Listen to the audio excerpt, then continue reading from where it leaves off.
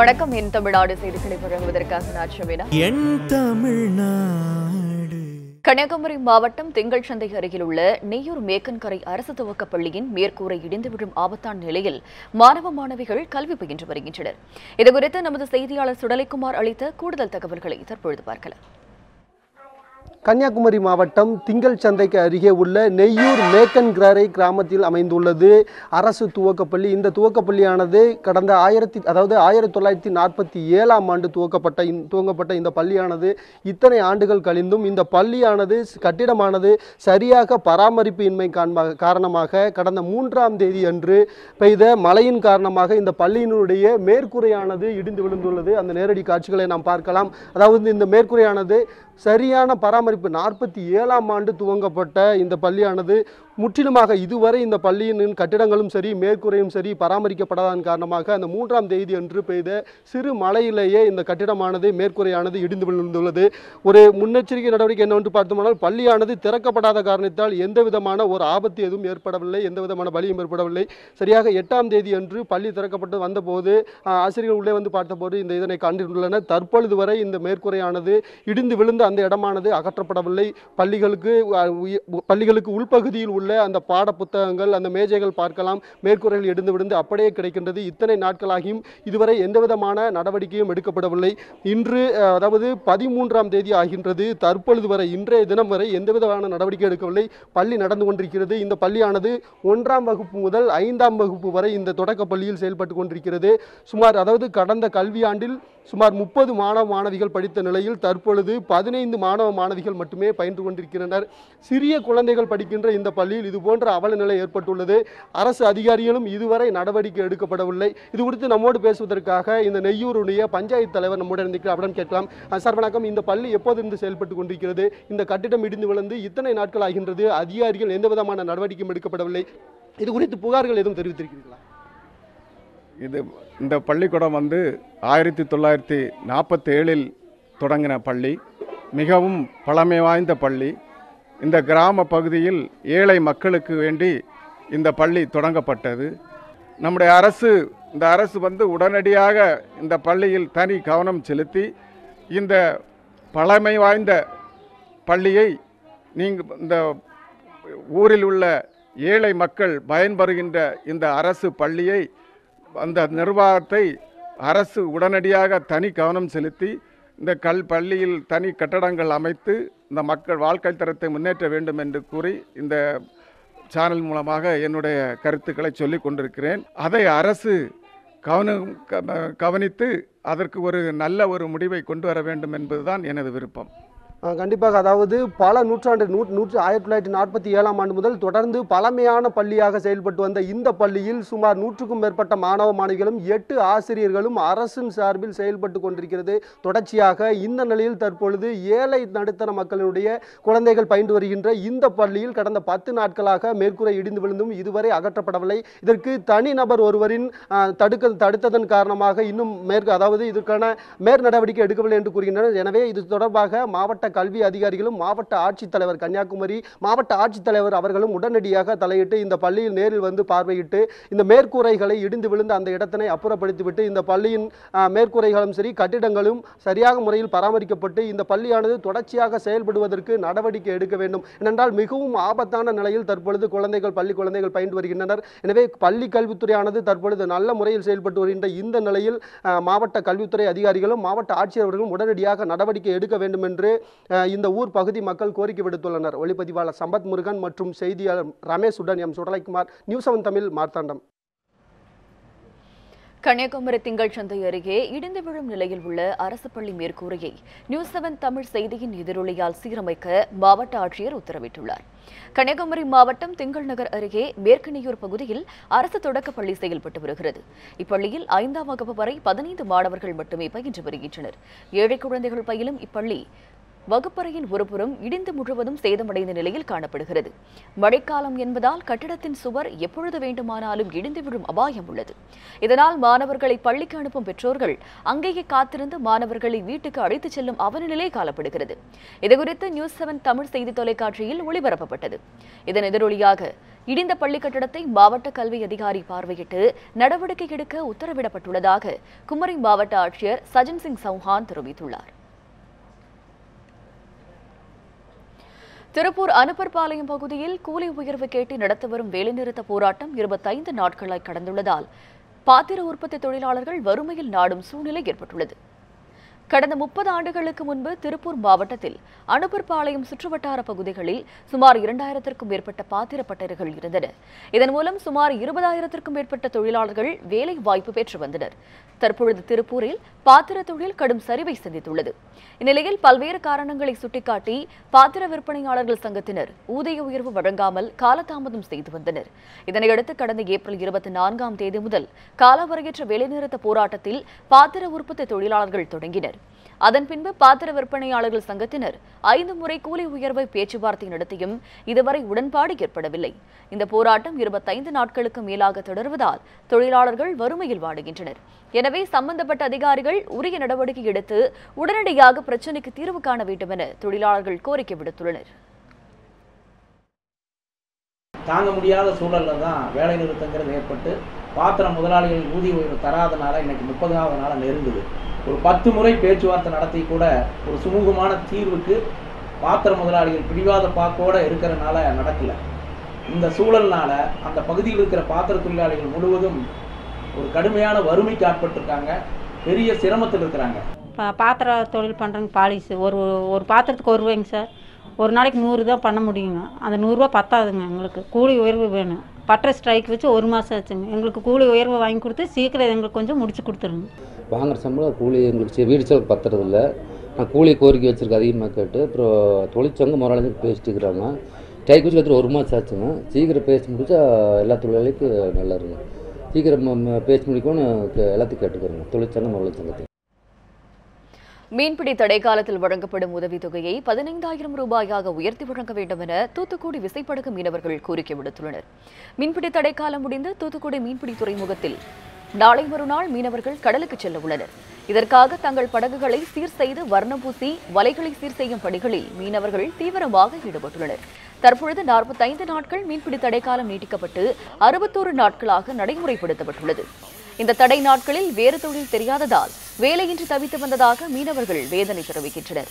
எனவே 45 நாட்களுக்கு வழங்கும் 5,000 ரூபாய் உதவித்தொகையை 15,000 ரூபாயாக உயர்த்தி வழங்க வேண்டும் என மீனவர்கள் கோரிக்கை விடுத்துள்ளனர். மேலும் தூத்துக்குடி மட்டும் காலை 5 மணிக்கு கடலுக்குள் சென்று இரவு 9 மணிக்கு கரை திரும்பிய அதிகாரிகள் அறிவுறுத்தியுள்ளனர். ஆனால் கேரளாவை போன்று தங்களுக்கும் கடலில் தங்கி மீன்பிடிக்க அனுமதி வழங்க வேண்டும் என்றும் மீனவர்கள் கோரிக்கை விடுத்துள்ளனர். இந்த கடல் நம்பி தான் இருக்கும். அதனால் இந்த லாஞ்சி போகணும், லாஞ்சி தான் போவாங்க. வேறு லாஞ்சை கட்டப்பட்டால் எந்த தொழிலுக்கும் போக மாட்டோம்.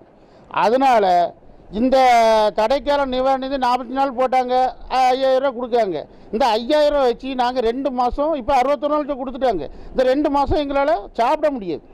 இந்த 5,000 வச்சு எங்களால் சாப்பிட முடியுமா? தடைக்கால நிவாரணி 5,000 வச்சு. அதனால் இந்த 5,000 ரூபாயை எங்களுக்கு கூட்டி வழங்கணும். 15,000 ரூபா வழங்கணும் அந்த அரசாங்கம். அந்நிய செலாவணி மோசடி வழக்கில் வீடியோ கான்பரன்ஸ் மூலம் வரும் 21ஆம் தேதி சசிகலா ஆஜராக வேண்டும் என சென்னை எழும்பூர் நீதிமன்றம் உத்தரவிட்டுள்ளது. கோடநாடு எஸ்டேட்டிற்காக வாங்கப்பட்ட கடனை சிங்கப்பூர் அமெரிக்க டாலர்களாக திருப்பி செலுத்திய விவகாரம் தொடர்பான வழக்கு எழும்பூர் குற்றவியல் நடுவர் நீதிமன்றத்தில் நிலுவையில் உள்ளது. மேலும் தனியார் தொலைக்காட்சிக்கு உபகரணங்கள் வாங்கியது தொடர்பான வழக்கையும் எழும்பூர் நீதிமன்றம் விசாரித்து வருகிறது. இந்த வழக்கில் குற்றச்சாட்டு பதிவு செய்ய வீடியோ கான்பரன்ஸ் மூலம் ஆஜராக சசிகலா அனுமதி பெற்றிருக்கிறார். இந்நிலையில் தன்னிடம் கேட்கப்படும் கேள்விகளை முன்கூட்டியே அறிவிக்க வேண்டும் என்ற சசிகலாவின் கோரிக்கையை எழும்பூர் நீதிமன்றம் நிராகரித்தது. இதனையடுத்து வரும் 21ஆம் தேதி வீடியோ கான்பரன்ஸ் மூலம் சசிகலா ஆஜராக வேண்டும் என எழும்பூர் நீதிமன்ற நீதிபதி உத்தரவிட்டுள்ளார்.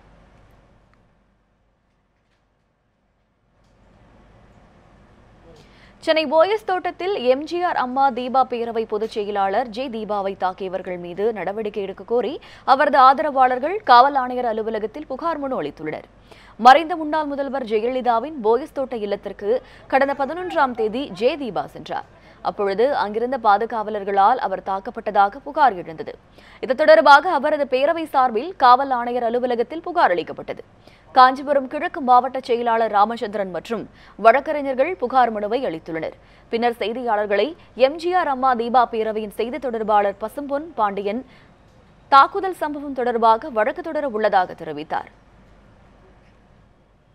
எங்கள் பிரச்சனை மட்டுமல்ல, ஒட்டுமொத்தமாக தமிழகத்தில் இன்று சட்ட ஒழுங்கு சந்தி சிரிக்கின்ற அடிப்படையிலே காவல்துறை நடைபெற்று கொண்டிருக்கிறது. அன்றைய தினம் எங்களுடைய இளைய புரட்சித் தலைவர்களை வீட்டுக்குள்ளே வைத்து பூட்டி கொலை செய்ய முயற்சித்திருக்கிறார். அவருடைய சொந்த வீடு, அவர் பாட்டி வீடு, அவர் பூர்வீக வீடு, சட்ட ரீதியாக செல்கிறார். ஆனால் வேலைக்கு வந்த வேலைக்காரர்கள் எங்களுடைய இளைய புரட்சித் தலைவரை தாக்க கொலை செய்ய முயற்சித்திருக்கிறார்கள். இதுக்கு நடவடிக்கை எடுக்க வேண்டும் என்று சொல்லி இன்றைய தினம் சென்னை ஆணையாளர் அவரிடம் புகார் மனு கொடுத்திருக்கிறோம். காவல்துறை ஆணையாளரிடம் புகார் மனு கொடுத்திருக்கிறோம். அவர் நடவடிக்கை எடுப்பதாக கூறியிருக்கிறார். ராணுவ கேன்டீன்களில் மது விற்பனையை நிறுத்த உத்தரவிடக் கோரிய வழக்கில் உள்துறை முதன்மைச் செயலர், மதுவிலக்கு ஏடிஜிபி உள்ளிட்டோருக்கு நோட்டீஸ் அனுப்ப உயர்நீதிமன்ற மதுரை கிளை உத்தரவிட்டுள்ளது. இது தொடர்பாக அல்சர் உசேன் என்பவர் தாக்கல் செய்துள்ள மனுவில் உச்சநீதிமன்ற தீர்ப்பில் தேசிய மாநில நெடுஞ்சாலையில் இருந்து 500 மீட்டர் தொலைவிற்குள் இருக்கும் சர்வதேச விமான நிலையங்கள், ராணுவ கேன்டீன்கள் மற்றும் கடற்படை கேன்டீன்களில் மது விற்பனையை முழுமையாக நிறுத்த உத்தரவிட்டதாக குறிப்பிட்டுள்ளார். இதன்படி மதுபான விற்பனைக்காக வழங்கப்படும் உரிமங்களை ரத்து செய்ய வேண்டும் என்றும் வலியுறுத்தியுள்ளார். இது தொடர்பாக தமிழக உள்துறை முதன்மைச் செயலர் உள்ளிட்ட அதிகாரிகளுக்கு பல்வேறு மனுக்கள் அனுப்பியும் இதுவரை எந்தவித நடவடிக்கையும் எடுக்கவில்லை என்று அவர் தெரிவித்திருந்தார். எனவே உச்சநீதிமன்ற உத்தரவின்படி மேற்கண்ட இடங்களிலும் மது விற்பனையை நிறுத்த உத்தரவிட வேண்டும் என மனுதாரர் வலியுறுத்தியுள்ளார். இந்த வழக்கை விசாரித்த நீதிபதிகள் உள்துறை முதன்மைச் செயலர், மதுவிலக்கு ஆயத்தீர்வை ஆணையர், டாஸ்மாக் மேலாண்மை இயக்குநர், மதுவிலக்கு ஏடிஜிபி ஆகியோருக்கு நோட்டீஸ் அனுப்ப உத்தரவிட்டு வழக்கை 2 வாரங்களுக்கு ஒத்திவைத்தனர்.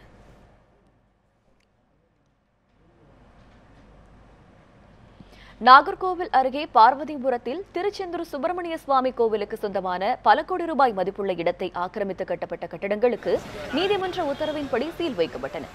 திருச்செந்தூர் கோவில்களுடன் இணைக்கப்பட்ட குடிமூட்டு தர்மசாசன கோவிலுக்கு சொந்தமாக பல கோடி ரூபாய் மதிப்புள்ள 1 ஏக்கர் 57 சென்ட் நிலம் நாகர்கோவில் அருகே பார்வதிபுரத்தில் உள்ளது. இந்நிலத்தில் தனிநபர்கள் வீடுகள், கடைகள் கட்டி ஆக்கிரமித்துள்ளனர். இதனிடையே கோவிலுக்கு சொந்தமான இடத்திற்கு உரிய வரி செலுத்தாமலும் வாடகை கொடுக்காமலும் ஆக்கிரமிப்பாளர்கள் காலம் கடத்தி வந்ததாக கூறப்படுகிறது. இது தொடரப்பட்ட வழக்கில் ஆக்கிரமித்து கட்டப்பட்ட வீடுகள், கடைகளை சீல் வைக்க நீதிமன்றம் உத்தரவிட்டது. இதனையடுத்து கோவில் இடத்தை ஆக்கிரமித்ததோடு உரிய வரி மற்றும் வாடகை கொடுக்காமல் இருந்து வந்த கட்டடங்களை நீதிமன்ற ஊழியர்கள் மற்றும் இந்து சமய அறநிலையத்துறை அதிகாரிகள் சீல் வைத்தனர்.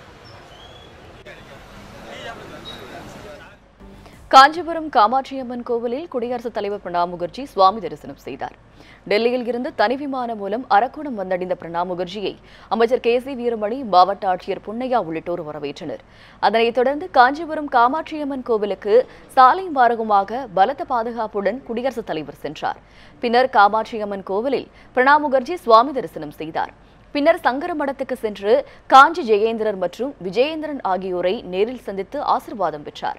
பின்னர் சங்கரமட வளாகத்தில் உள்ள ஸ்ரீ சந்திர சேகரேந்திர சரஸ்வதி சுவாமிகளின் பிருந்தாவனத்திலும் பிரணாப் முகர்ஜி சிறப்பு வழிபாடு நடத்தினார். இதனையடுத்து மீண்டும் சாலை மார்க்கமாக அரக்கோணம் INS ராஜாளி கடற்படை விமான தளத்திற்கு சென்று தனி விமானம் மூலம் பிரணாப் முகர்ஜி டெல்லி புறப்பட்டு சென்றார்.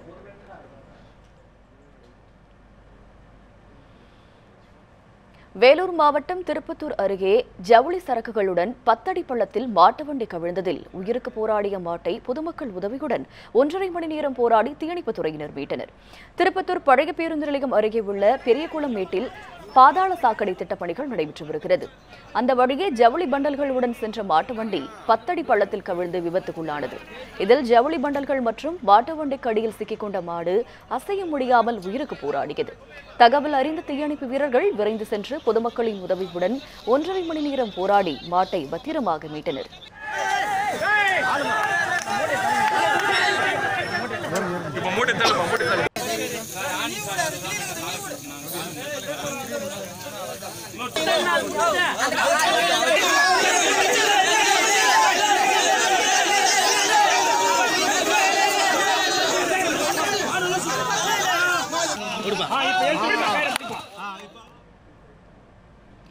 இறைச்சிக்காக மாடுகளை விற்பதற்கு தடை விதிக்கப்பட்டுள்ள தடையை திரும்பப் பெற வேண்டும் என உட்பட்ட பல்வேறு கோரிக்கைகளை வலியுறுத்தி ஆதித்தமிழர் கட்சியினர் சென்னையில் சாலை மறியல் போராட்டத்தில் ஈடுபட்டனர்.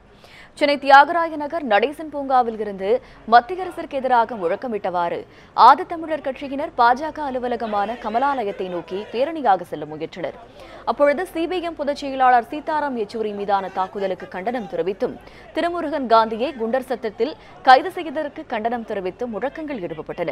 அப்பொழுது அவர்களை போலீசார் தடுத்ததை அடுத்து சாலை மறியலில் ஈடுபட்ட ஆதித்தமிழர் கட்சியினரை காவல்துறையினர் கைது செய்தனர்.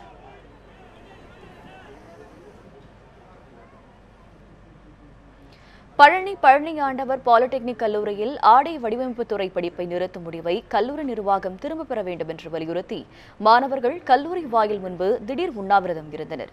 திண்டுக்கல் மாவட்டம் பழனியில் திருக்கோவிலுக்கு சொந்தமான பழனி ஆண்டவர் தொழில்நுட்ப கல்லூரியில் பல ஆண்டுகளாக இருந்து வந்த ஆடை வடிவமைப்பு துறை பிரிவை இந்த ஆண்டு முதல் நிறுத்த கல்லூரி நிர்வாகம் முடிவு செய்துள்ளதாக கூறப்படுகிறது. இதற்கு எதிர்ப்பு தெரிவித்து மாணவர்கள் உண்ணாவிரத போராட்டம் நடத்தினர். இந்த கல்லூரியில் ஆடை வடிவமைப்பு பாடப்பிரிவு சுமார் 10 ஆண்டுகளுக்கு மேலாக சிறப்பாக இயங்கி வரும் நிலையில் விருப்பப்பட்டு சேர வரும் மாணவர்கள் இத்துறையில் சேர வேண்டாம் என்றும் இந்த ஆண்டு முதல் இத்துறையை நிறுத்தி வைத்துள்ளதாகவும் கல்லூரி ஆசிரியர்களை தெரிவித்து வருவதாக மாணவர்கள் குற்றம் சாட்டினர். எதிர்காலத்தில் மிகப்பெரிய தொழில் வாய்ப்பை அளிக்கும் பாடமாக உருவெடுத்து வரும் ஆடை வடிவமைப்பு பாடப்பிரிவை நிறுத்தக்கூடாது என்றும் மாணவர்கள் கோரிக்கை விடுத்தனர். திண்டுக்கல் டிஸ்ட்ரிக்ட்ல இந்த கோர்ஸ் எந்த காலேஜ்லையுமே இல்லை. வேற கோர்ஸாக இருக்குது. ஆடை வடிவமைப்பு பல்லாண்டவர் பாலிடெக்னில் மட்டும் தான் இருக்குது. கடந்த 10 வருஷத்துல இப்போ இந்த மாதிரி எந்த பிரச்சனையும் இல்லை. அட்மிஷன் இல்லை, ரிசல்ட் இல்லைன்னு இந்த டிபார்ட்மெண்ட்டை க்ளோஸ் பண்ண பார்க்குறாங்க. இந்த கோர்ஸை காப்பாற்றுறதுக்கு நிர்வாகத்தை சொல்லுவோம். நிர்வாக நடவடிக்கை கொடுக்குறாங்க. ஆனால் நிர்வாகத்திலே காட்ட மாட்டேங்கிறாங்க, எங்களுக்கு கூட்டு போக மாட்டேங்கிறாங்க. மனு எழுதி கொடுக்குறாங்க. மனு எழுதி கொடுத்தா அதை எங்கிட்ட ஒழிச்சு வச்சுக்கிறாங்க. இதை கேட்டப்போ எங்களை பேசவே விட மாட்டேங்கிறாங்க. தகவல் அறிந்து வந்த போலீசார் மற்றும் கல்லூரி நிர்வாகத்தினர் மாணவர்களிடம் பேச்சுவார்த்தை நடத்தியதை அடுத்து தொடர் உண்ணாவிரத போராட்டத்தை தற்காலிகமாக ஒத்திவைப்பதாக கூறி மாணவர்கள் கலைந்து சென்றனர்.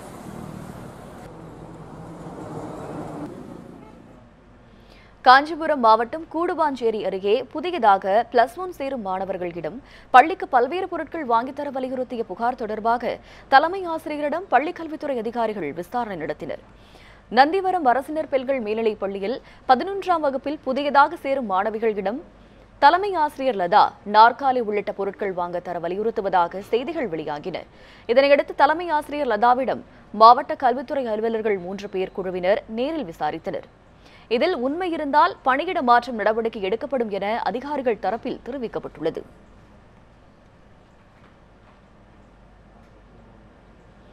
மறைமலை அடிகளாரின் பல 100 கோடி ரூபாய் சொத்துக்கள் அபகரிக்கப்பட்டுள்ளதாக கூறி சென்னை காவல் ஆணையர் அலுவலகத்தில் மறைமலை அடிகளார் பேரன் புகார் தெரிவித்துள்ளார்.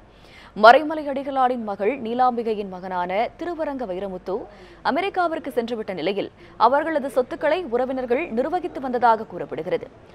நெல்லை பாளையங்கோட்டையில் 7 வீடுகளும், முனீர்பள்ளம் மற்றும் சேரன் மாதேவியில் நிலங்களும், சென்னையில் அறக்கட்டளை மற்றும் வீடுகள் என பல கோடி ரூபாய் மதிப்பு சொத்துக்களை உறவினர்கள் நிர்வகித்து வருவதாக கூறப்படுகிறது. இந்நிலையில் வெளிநாட்டில் இருந்து திரும்பி வந்த திருவரங்க வைரமுத்துவுக்கு தங்களது சொத்துக்களை உறவினர்கள் அபகரித்து தெரியவந்தது. இதுகுறித்து பல ஆண்டுகளாக போலீசிடம் புகார் கொடுத்தும் நடவடிக்கை எடுக்காத நிலையில் தற்பொழுது சென்னை காவல் ஆணையர் விஸ்வநாதனை சந்தித்து மறைமலை அடிகளார் பேரன் திருவரங்க வைரமுத்து புகார் அளித்துள்ளார். அந்த சைவ சித்தாந்த நூற்பதிப்பு கழகத்தை பயன்படுத்தி எல்லாவற்றையும் அபகரித்து தன்னுடையதாக வைத்துக்கொண்டு எங்களுக்குரிய அந்த சைவ சித்தாந்த கழகத்தையும் தன்னுடையதாக வைத்துக்கொண்டு அதை கருவியாக வைத்து எல்லா சொத்துக்களையும் அபகரித்து எங்களுக்கு ஒன்றும் இல்லாதவர்களாக ஆக்கியிருக்கிறார்கள். அது சம்பந்தமாக நான் ஒரு மனு ஒன்று தயாரித்து கமிஷனர் ஆஃப் போலீஸ் அவர்களுக்கு கொடுத்திருக்கிறேன். மணல் விலை உயர்வால் கட்டுமான தொழிலாளர்களின் வாழ்வாதாரம் பாதிக்கப்பட்டுள்ளதால் அரசு உரிய நடவடிக்கை எடுக்க கோரி நாகர்கோவிலில் கட்டுமான தொழிலாளர்கள் சங்கத்தினர் ஆர்ப்பாட்டத்தில் ஈடுபட்டனர். நாகர்கோவிலில் உள்ள மாவட்ட ஆட்சியர் அலுவலகம் முன்பு நடைபெற்ற ஆர்ப்பாட்டத்தில் 200க்கும் மேற்பட்டோர் பங்கேற்று முழக்கங்களை எழுப்பினர்.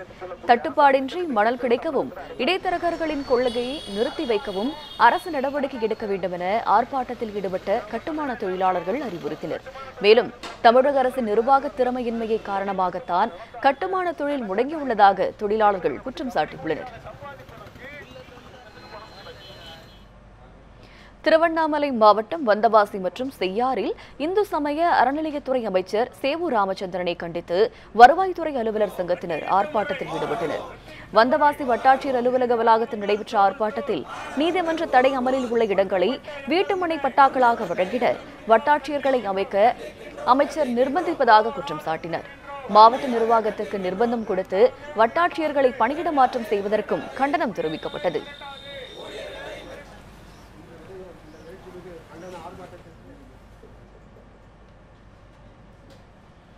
இத்துடன் என் தமிழ்நாடு செய்திகள் நிறைவடைந்தன. மேலும் பல அண்மை செய்திகளுக்கு இணைந்திருங்கள் நியூஸ் 7 தமிழுடன்.